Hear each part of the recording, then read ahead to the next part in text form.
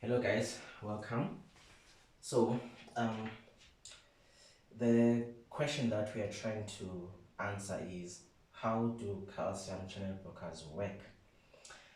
And we have already spoken about we've discussed the the concerned structures that are found in the heart that are responsible for initiating action potentials, right?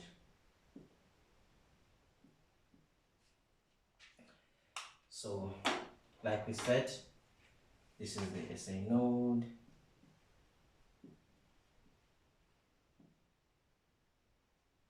This is the AV node. The Bachmann's bundle.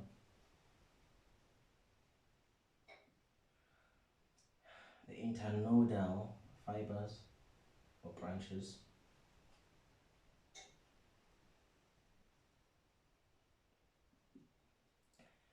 The bundle of his bundle. The left bundle branch. The right bundle branch. Purkinje fibers.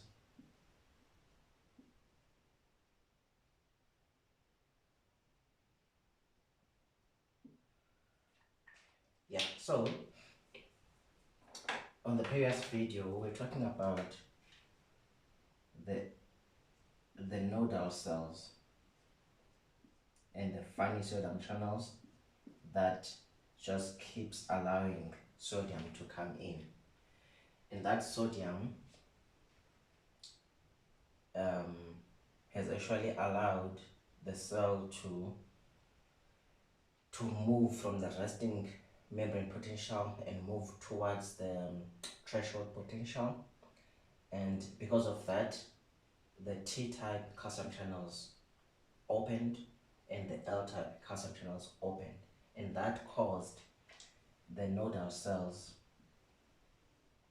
to actually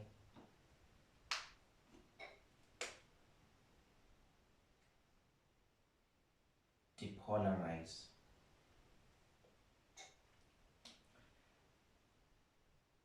Like we said, the resting membrane potential is the potential at which there is no contraction happening, no depolarization happening. But once you get to the threshold potential, there is no going back. The cell will have to depolarize and contraction is going to happen. And you said that for these cells, the nodal cells, the resting membrane potential is about 60, 65, and the threshold is about minus 40. This is plus, this is minus. So that's where you get to. Right? Now, and like I said on the previous video, that for a contraction to take place, you have to move from the resting membrane potential, get to the threshold potential, depolarize, and muscle contraction is going to happen. So this movement of ions in and out of the cells, the movement of ions in and out of cells, they push the membrane potential towards the threshold, then depolarization occurs, and then contraction is going to result. So with the nodal cells, once they move from the membrane potential to the threshold, depolarization occurs. And when depolarization has occurred, an action potential will be initiated, an action potential. So now you find that there's an action potential that is moving down the conduction system like that. An action potential is moving because depolarization goes with or is coupled with an action potential as it moves. But these, they are not as I explained them. They're very fast, and they happen very like in milliseconds. So, but what we want to understand is, when you give a calcium channel blocker to a patient, what are you actually doing? What is your goal, and what will you achieve? That's what we want to get to. Okay, now the next structure is very important. We need to understand, we said that cardiac tissues are divided into two. You have your contractile and your non-contractile.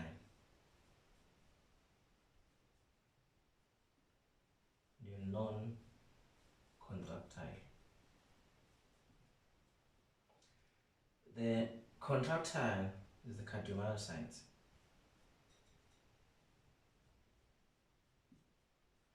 The non-contractile is a conduction system. What I drew up there. So the goal is, you want to have these cells, like your nodal cells, you want to get them to depolarize and generate an action potential, so that the action potential and the depolarization of these cells can actually be transmitted to the cardiomyocytes. That's why this has got to move down to the ventricles and to the other side of the atria, the other atria. But now, how does this happen? This is how it happens. So I'm just gonna draw two cells here.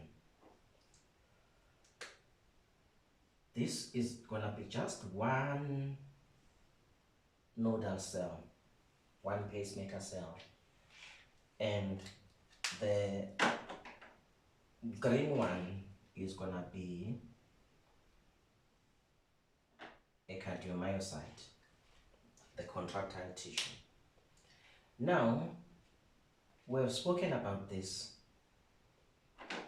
We said that, just for the interest of making everyone to be on the same page.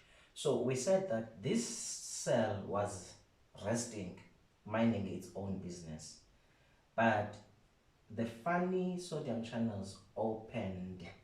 Actually, they don't close or open, they just keep leaking sodium. So sodium now started to come in. That's sodium. And we said that normally the inside of the cell is negative and the outside is positive.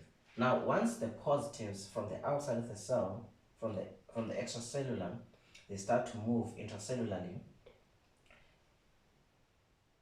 they will actually make this the inside of the cell to be more positive, and that's called depolarization. So these funny sodium channels, as they keep leaking sodium, they will cause two other type of channels to open. The first one is the T-type calcium channel. Let me just read this one. So this color is the funny sodium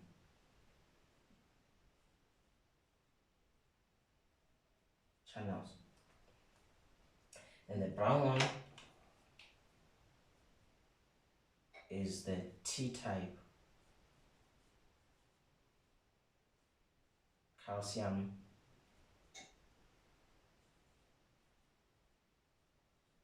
channels, bringing in calcium into the cell. Remember, guys, we said that we want to know how calcium channel blockers work, right? But calcium channel blockers, what they interfere with is contractility. So their main target is the cardiomyocytes. um, for the purpose of this video. So we're going to focus on the cardiomyocytes only. Okay, so this also causes the third type channel to open, the T type, the L type, because this is the T, so the L type calcium channels, right? That's the L type calcium channels. Can you imagine having three types of cations moving into the cell? Definitely, you will depolarize. So this nodal cell depolarizes. This is what you see here, right? Now, there are special connections between cells called gap junctions.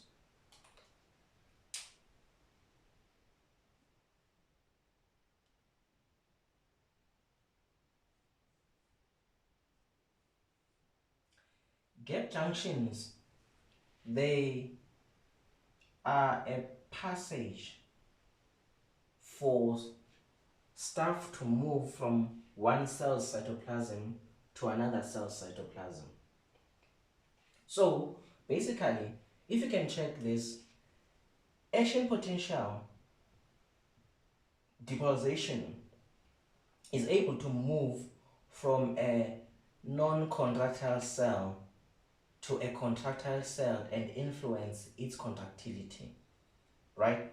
So sodium positive cations are going to start moving in here to this cardiomyocyte and cause the cardiomyocytes to become more positive and depolarize. And we know what happens when we depolarize.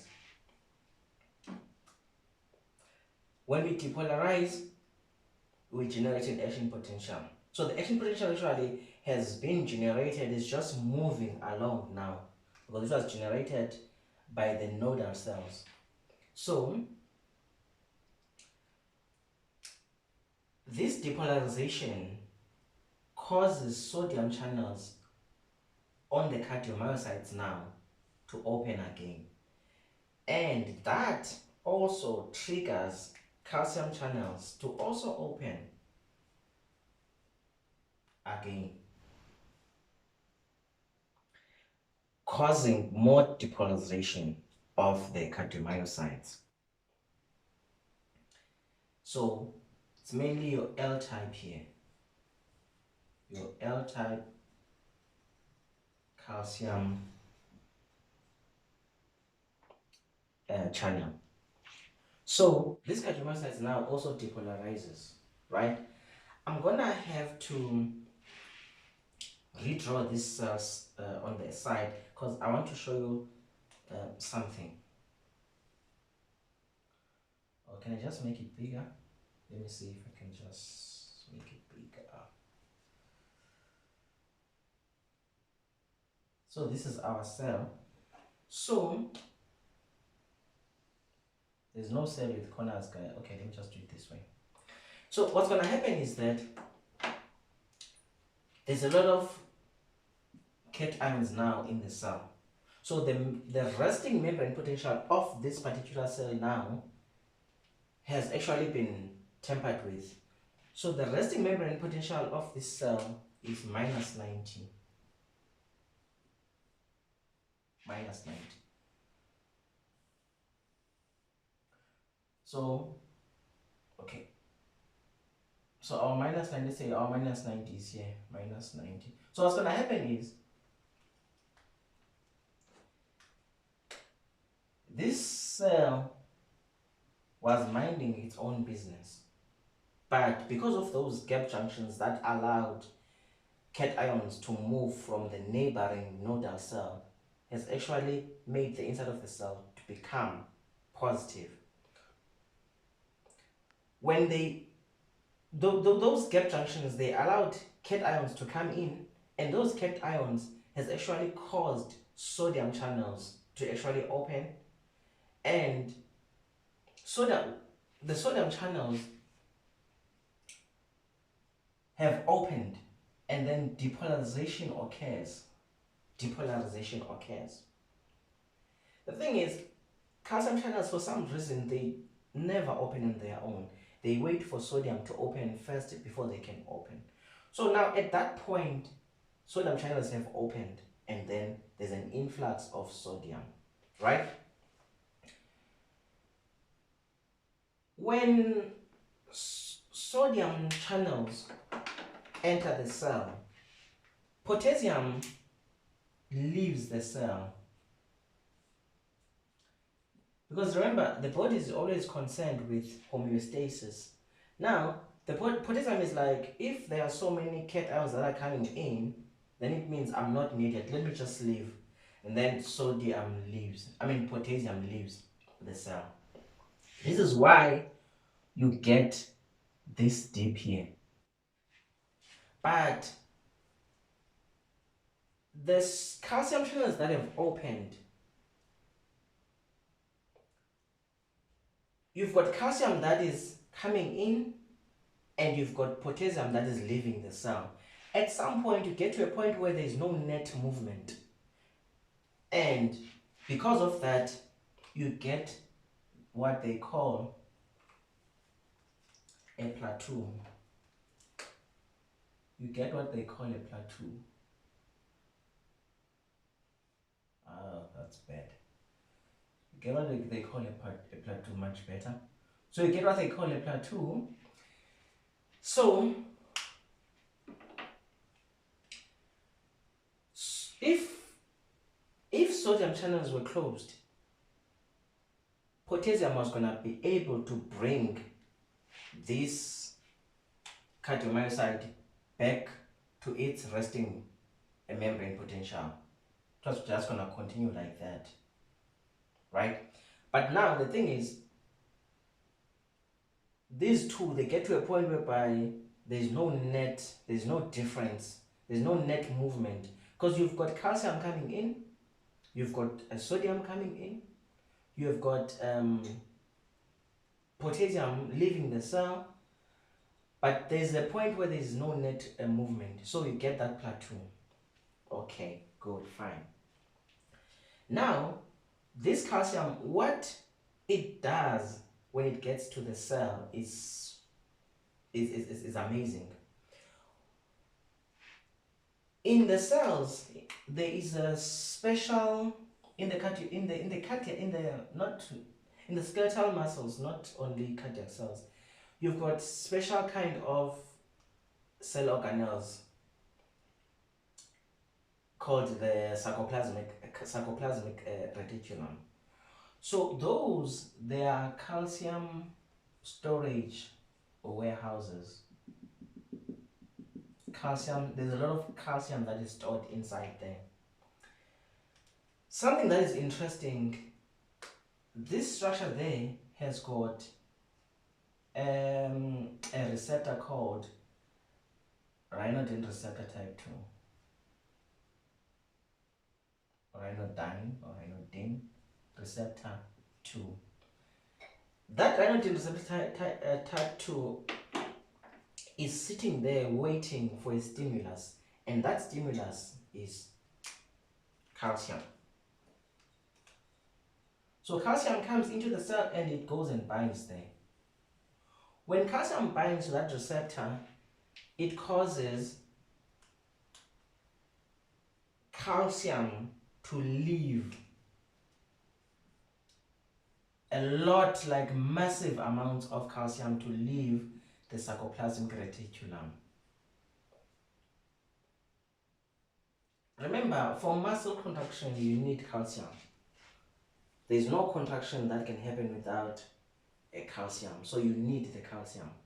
So now this cell has got a lot of calcium inside of it, a lot of calcium, because you've got that calcium that moved from the extracellular to the intracellular, but that calcium is not enough to cause the muscle to contract. That's why this calcium goes and stimulates further calcium release from the sarcoplasmic reticulum, right? Okay, guys, I'm gonna leave it here. I'm gonna do another video. Just I don't want long videos like I keep saying.